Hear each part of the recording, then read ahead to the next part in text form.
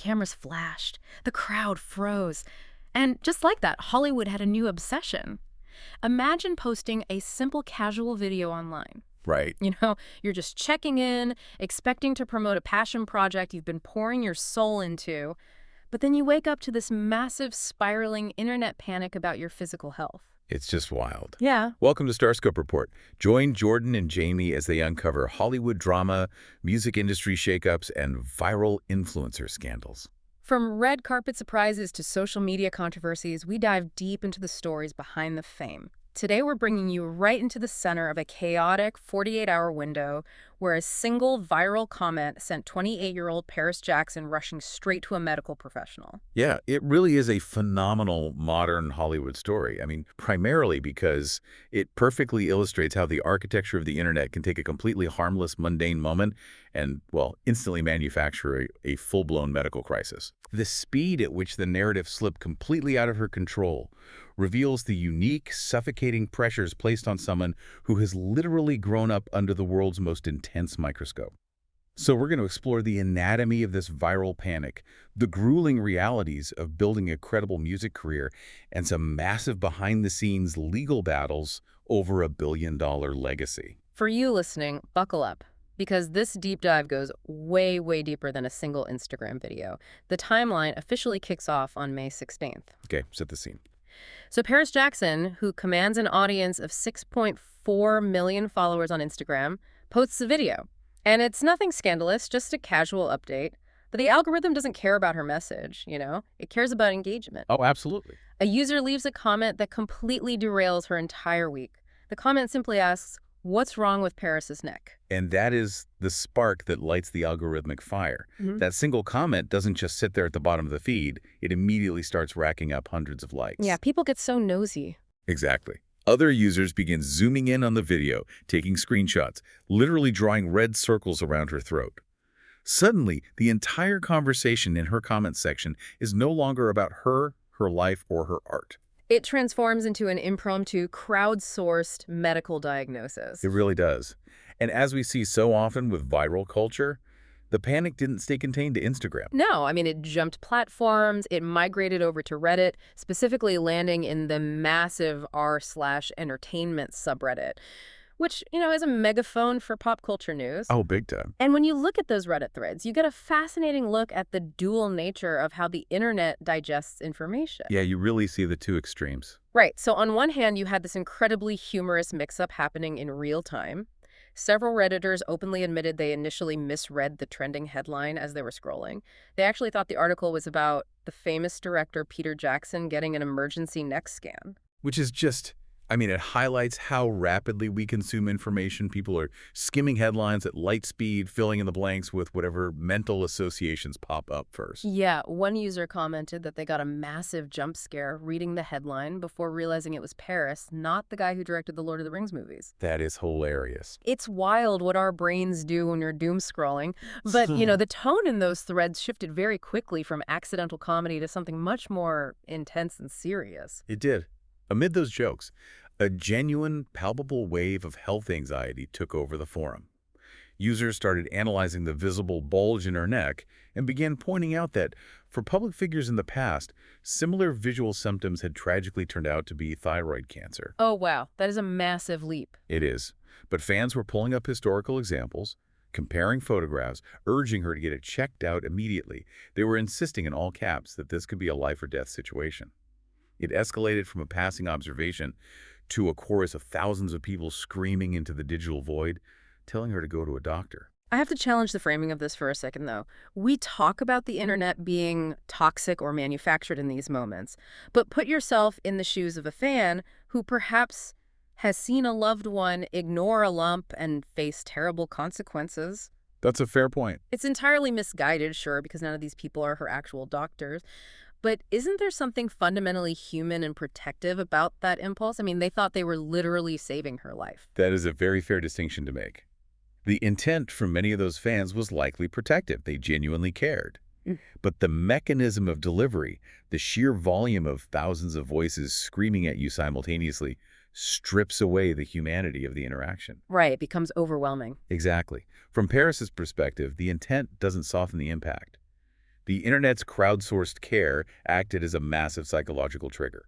She logged onto her phone, and millions of people were convinced she had a severe, potentially fatal medical condition.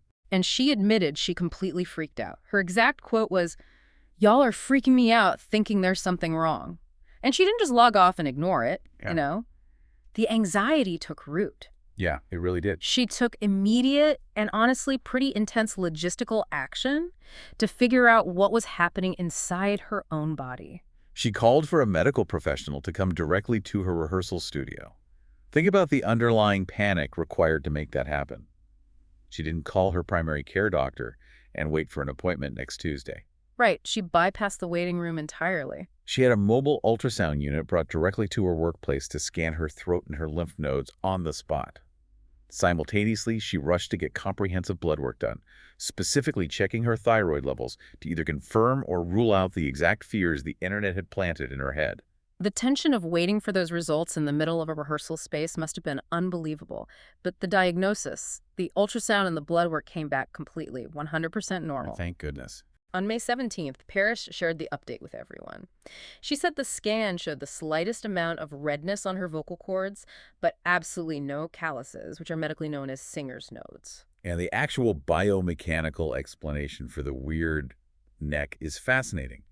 The real reason her neck appeared to bulge is simply that she has highly developed muscles from singing for so long. Wait, like really? Just Yep. from singing? Yeah. When you project your voice powerfully, especially over many years, you are actively working out the muscles in your neck and throat. She uses her vocal apparatus so intensely that those muscles have physically grown through a process of hypertrophy. That is so interesting. And because she has a very slender physical build, those enlarged muscles, well, they're just much more visually obvious than they would be on someone else. I have been thinking about this, and it's the ultimate plot twist. It is literally like a bodybuilder going to the doctor in a total panic because the internet told them their biceps look suspiciously lumpy and diseased, only to have a medical professional diagnose them with being incredibly swole. I mean, she is just too strong. That is the perfect way to put it. She even went back into her own archives, checking a video she posted 2 months earlier, one where she was casually saying, "My song's out, check it out," and realized her neck was doing the exact same thing back then. It's just the physical reality of how her body looks when she engages her vocal cords. Your bodybuilder analogy hits the nail on the head. It perfectly captures the absurdity of the situation, but it also underscores the danger of parasocial relationships. Millions of fans felt an intimate connection to her and thought they were performing a rescue mission. But they forced an emergency medical procedure right in the middle of an already incredibly stressful week. Exactly, and based entirely on a misunderstanding of human anatomy. She handled the aftermath brilliantly, though. She poked fun at the whole situation, reposting an altered photo where someone had superimposed a literal shredded six-pack of abdominal muscles right onto her I throat. saw that. It was so funny. You have to have a massive sense of humor to survive that kind of digital whiplash without losing your mind. It takes a lot of grace to laugh it off publicly. But make no mistake, the underlying stress behind closed doors was very real. Her frantic reaction to the internet's diagnosis wasn't just about a generalized fear for her health. No, it was tied directly to her livelihood and her identity. And that's not even the wildest part. Why was Paris rehearsing so hard that she developed a six-pack on her throat in the first place? It's a great question. The answer leads us to a massive, career-defining Hollywood moment. If you're loving these twists and deep dives, make sure you're subscribed. We've got even crazier stories ahead. So to understand the panic, we have to look at the context of that 48-hour window. One of the main quotes that stood out from Paris during her medical scare was her asking the doctors, "Is my voice going to be okay?" Because the voice is everything for her right now. Right. The ultrasound wasn't just checking her lymph nodes for cancer, it was analyzing the integrity of her vocal cords. Because she is currently deep into grueling rehearsals for a massive live performance at the BottleRock Napa Valley Music Festival on May 23rd. And for those who might not know, BottleRock is not a casual, intimate acoustic set at a local coffee shop. That is a massive festival stage. It really is. It brings a massive crowd, and it carries massive industry expectations, especially for someone carrying the Jackson last name. The pressure to perform flawlessly without the safety net of a recording studio is immense. It represents a crucial proving ground in her musical evolution. Paris has been fighting an uphill battle for years to be taken seriously as a solo artist and to establish a distinct sound outside the immense dominating shadow of her family's pop legacy. Yeah, that shadow is huge. If we trace her journey, she started professionally back in 2018, forming an indie folk duo called the Soundflowers with Gabriel Glenn. They released an EP in 2020. That was sort of her testing the waters. But then she really struck out on her own and claimed her space. She signed with Republic Records, which is a major move. It's a huge move. She dropped her debut solo single, Let Down, and followed it up with a full 11-track debut album called Wilted in 2020. Then she released the Lost EP in 2022. The sound she's cultivating is much more alternative, acoustic, and grunge influenced. She has been grinding on the road, putting in the physical hours, and that momentum is peaking right now. Following her recent March 2026 single Zombies in Love, she is dropping a highly anticipated project titled Teenage Drama. And the defining detail of this new project is her collaboration with Linda Perry from the iconic band Four Non-Blondes. Oh, wow. For anyone in the alternative or rock space, Linda Perry is legendary. Absolutely legendary. I mean, she strips away pop gloss and demands raw, authentic vocal performances from the artists she works with. Securing a collaboration with Perry is a massive stamp of legitimacy. It really is. And this project releases on Friday, May 22nd, literally the day before Paris takes the massive BottleRock stage. The stakes could not possibly be higher. She is releasing the most vulnerable, authentic music of her career on Friday and having to prove she can deliver it live on Saturday. It's a make-or-break weekend. It really is. And the pressure isn't just professional. The sources highlight how deeply personal this specific chapter of her life is. Paris recently celebrated 6 years of sobriety. Wow, 6 years. Yeah, she posted a reflection on this milestone, noting that she has been, quote, learning to live life on life's terms. Life on life's terms is a profound, grounded statement, especially for someone who grew up in an environment completely detached from normal reality. Right. The sources remind us that Paris has been very candid about her past struggles with severe drug use. It wasn't just a youthful phase. Her addiction was severe enough to result in a perforated septum. That is intense. She has used her platform to speak plainly to her audience, offering the blunt warning, "Don't do drugs, kids." Let's just pause and synthesize all of that. Imagine the psychological fortitude required to hold all of these pieces together. Staggering. You have battled severe addiction and fought your way to 6 years of hard-won sobriety. You are finally finding your unique artistic voice, earning the respect of legends like Linda Perry. You are days away from one of the most important live gigs of your entire life. And suddenly, millions of strangers are zooming in on your throat. Diagnosing you with a phantom illness, making you question if your physical instrument, the very thing you need to prove yourself, is failing you. It is a miracle she didn't completely crack under that pressure. It highlights the extreme friction between public perception and private reality. Paris is doing the quiet, grueling work of maintaining her sobriety, rehearsing her vocals, and staying healthy. Meanwhile, the internet is generating this loud, chaotic noise that threatens to derail all of that progress. She's fighting tooth and nail to build her own legacy on that stage, using her physical voice. But later in the deep dive, we'll talk about the shocking twist nobody saw coming. The bitter, multi-million-dollar war over her father's legacy that she's fighting in the shadows. Yeah, she is learning to use her figurative voice in a completely different arena. We've established how she pushes her vocal cords to the limit for her art, but she is also taking massive swings against the Michael Jackson estate and the broader Hollywood machine.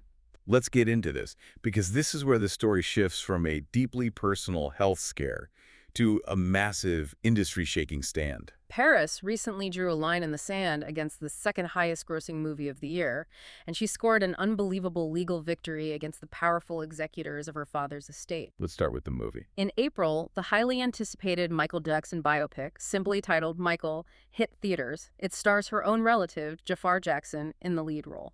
Right, and during the massive promotional run for this blockbuster, Coleman Domingo, the acclaimed actor who plays family patriarch Joe Jackson, publicly claimed in interviews that Paris and her brother Prince were supportive of the film. Which, in Hollywood, having the blessing of the immediate family is crucial for selling tickets and legitimizing a biopic. It's everything. But Paris completely shut that down.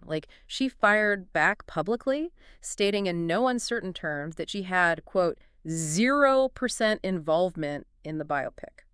and she brought receipts. Oh, she definitely did. She revealed that she had actually been given the script and provided extensive notes to the production team.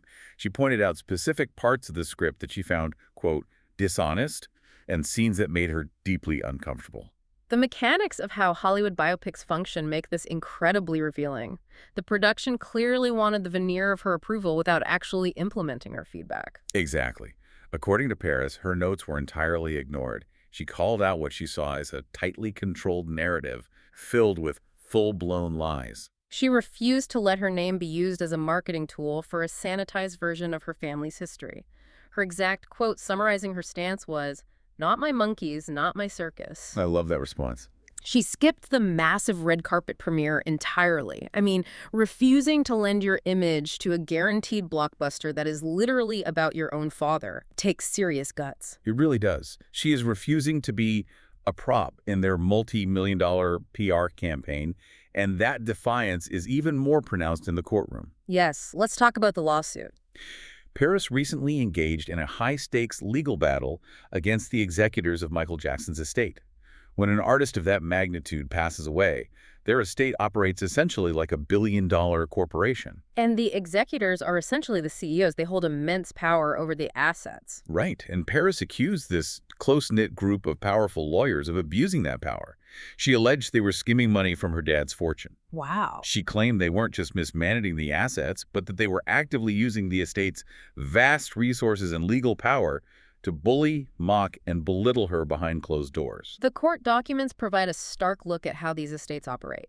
Executors often issue themselves performance bonuses based on the revenue they generate. But the judge, reviewing Paris's case, ultimately sided with her and the other beneficiaries. The court ordered the executors to return $625,000 in bonus payments directly back into the estate. They forced the lawyers to cough up more than $500,000. That is not a small administrative error. That is a massive clawback. Furthermore, the judge barred those executors from issuing any future bonuses to themselves without the explicit consent of all the beneficiaries, which includes Paris and her siblings. By legally requiring her signature for their payouts, Paris essentially put a leash on the people controlling the billion-dollar empire. It shifts the power dynamic entirely. It's awe-inspiring when you look at the strategy and courage involved. But these battles aren't purely legal or professional. They intersect directly with her personal identity. Stay tuned and hit that subscribe button so you don't miss what's coming next. The sources highlight a constant heavy undercurrent in her life: the intense public debate regarding her racial identity. Because of her physical appearance and complexion, Paris has faced significant public backlash on platforms like Reddit for proudly identifying as a Black woman. Which is really just another form of the internet trying to crowdsource a diagnosis for her. Whether it's analyzing a bump on her neck or scrutinizing her genetics, millions of strangers feel entitled to categorize her from the outside looking in.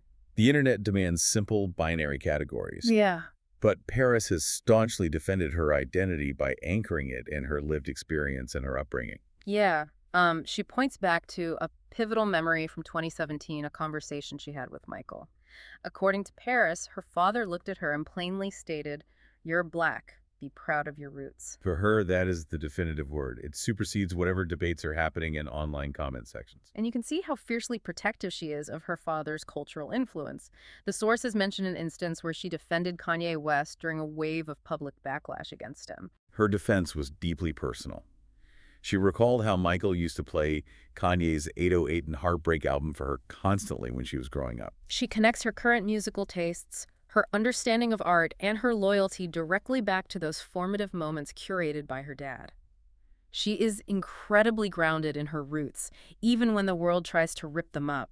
When you synthesize all of this information, the music, the lawsuits, the identity debates, you realize that the incident with the ultrasound wasn't just a quirky, isolated internet story. No, it wasn't. It was a pressure valve releasing. Uh-huh. It was the physical manifestation of living under an extraordinary, unrelenting amount of scrutiny. It makes perfect sense why she panicked. I look at the sheer volume of what this 28-year-old is carrying simultaneously. Let's review what she was juggling during that 48-hour window. She is rehearsing relentlessly for a massive festival stage. She is coordinating the release of a highly anticipated musical project with industry legends. She is actively maintaining 6 years of hard-won sobriety. She is successfully suing powerful Hollywood lawyers to protect her family's fortune.